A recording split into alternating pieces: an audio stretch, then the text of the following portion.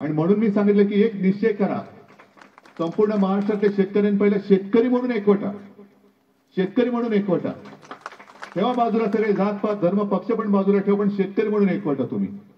आणि शेतकरी म्हणून जोपर्यंत तुम्ही एकवटत नाहीत आणि एकवटून निर्णय घेत नाही तोपर्यंत तुम्हाला कोणतेही सरकार विचारणार नाही. आणि जर तशी तुम्हाला सुरुवात करायची असेल तर आज आहे वेळ. आता या निवडणुका छोट्या छोट्या निवडणुका आलेल्या आहेत. मी कालपासून सुरुवात केलेली आहे की तुम्ही निर्धार केलात तर हे होईल. ज्याप्रमाणे पंतप्रधानांनी एका क्षणात नोटबंदी केली होती तशी तुम्ही वोटबंदी करू शकता का? जोपर्यंत आमच्या मागण्या मान्य होत नाही तोपर्यंत आम्ही महायुतीला मत देणार नाही. कर्जमाफी नाही, महायुतीला मत नाही. पीक विम्याचे पैसे नाही, महायुतीला मत नाही. हेक्टरी 50,000 रुपये मिळत नाही तोपर्यंत महायुतीला मत नाही.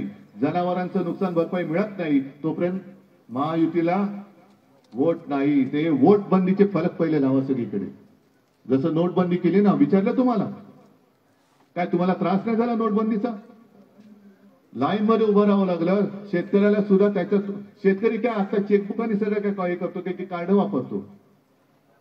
पैशाचा व्यवहार हा काही वेळेला होतो, नोटीने होतो. आणि घरातल्या ज्या महिला आहेत, अनेक ठिकाणी महिलांना विचारलं, त्या महिला आपल्या म्हणजे तुमच्या सगळ्यांच्या नकळत काही पैसे घरातल्या काही गोष्टी अचानक लागल्या त्याच्यासाठी साठवून ठेवतात. मग ते पिठाच्या डब्यात असेल, डाळीच्या डब्यात असेल, आणखीन कुठे असेल, ते सुद्धा त्यांना काढावे लागले आणि लाईनीत भरून ते भरून टाकावे लागले. बरं, का नोटबंदी केली होती? तर दहशतवादी हमले होणार नाहीत. का नोटबंदी केली होती? तर भ्रष्टाचार होणार नाही. अरे भ्रष्टाचार होणार नाही. ते संभाजीनगरचा तो आमदार बघितला ना तुम्ही, बॅग उघडी टाकून बसले नोटाने भरलेल्या. कुठे गेली नोटबंदी?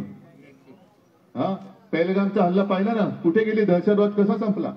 हे सगळं खोटं सांगून आपल्याला म्हणजे काल मी एक चांगली, ते आता सगळेजण युट्यूब आणि इंस्टाग्राम बघतात, एक चांगलं त्याच्यावरती बघितलं की या देशातला सगळ्यात मोठा घोटाळा कोणता आहे माहितीये तुम्हाला? सगळ्यात मोठा घोटाळा सांगताय? कोणालाच कळणार नाही, पण मला शब्द आवडला, संभ्रम घोटाळा. संभ्रम घोटाळा म्हणजे तुझा रक्षक मीच आहे, हिंदुत्वाचा पाईक मीच आहे, देशभक्त मीच आहे, शेतकऱ्यांचा त्राता मीच आहे. हा जो संभ्रम या भाजपने केलाय, हा संभ्रम घोटाळा हा सगळ्यात मोठा घोटाळा आहे. हा सगळ्यात मोठा घोटाळा, संभ्रम घोटाळा. बाकीचे घोटाळे नगण्य आहेत, पण हा संभ्रम केला म्हणजे काही केलं तरी आपण दुर्लक्ष करतोय. किती पैसे डोळ्यात एकच पैसे खात आहेत, बॅगा उघडून बसलेत, दारूचे परवाने, ड्रायव्हरच्या नावाने जमीन लागतायत, काही करतायत, पण आपण आपल्या संभ्रमाच्या घोटाळ्यात डोळे बंद, काही होत नाही. हा संभ्रम घोटाळा पहिला दूर करा. आणि पहिलं मी तर नागेश आणि आपले इथे कोण आमदार आले असतील सगळ्यांना सांगतोय की तुम्ही या तहसील कार्यालय असतील, ज्यांच्याकडे पंचनाम्यांची जबाबदारी आहे, ज्यांच्याकडे ही मदत वितरित करण्याची जबाबदारी आहे, त्यांच्या कार्यालयात जाऊन ठाण मांडून बसा. जा, तुमच्या पालकमंत्र्यांना सुद्धा जा, विचारा त्यांना पण हे सगळं या धान्याने पिकवले शिजवलेलं अन्न आहे ते त्यांना घेऊन जा. पालकमंत्री म्हणून तो टरेबाजी करतो, झेंडावंदन करायला येतोस? हा, सगळे तुला इकडे सलामी घ्यायला येतोस, सगळे कॉन्ट्रॅक्ट बिंट्रॅक्ट सगळी तुला पाहिजेत म्हणून तू येतोस. पण मग शेतकरी जेव्हा आक्रोश करतोय तेव्हा तू माझ्यासोबत उभा का राहत नाही? विचारा त्याला, जा विचारा. तुम्हाला मी बोलतं करायला आलेलो आहे. देश विदेशातील प्रत्येक घडामोडींचे लाईव्ह अपडेट मिळवण्यासाठी आता साम टीव्हीच्या सर्व सोशल मीडिया प्लॅटफॉर्मला लाईक, फॉलो आणि सबस्क्राईब करा. तसंच सर्व नोटिफिकेशनसाठी बेल आयकॉन प्रेस करायला विसरू नका.